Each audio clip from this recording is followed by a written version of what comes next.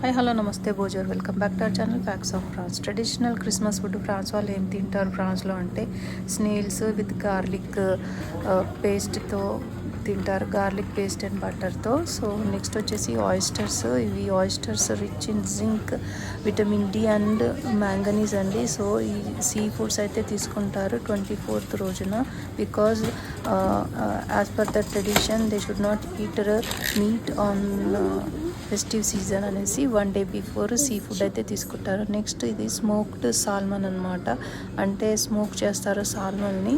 So ఇది smoked salmon తీసుకుంటారు. ఇంకా నెక్స్ట్ వచ్చేసి దిండ్, ఇది టర్కీ అనమాట.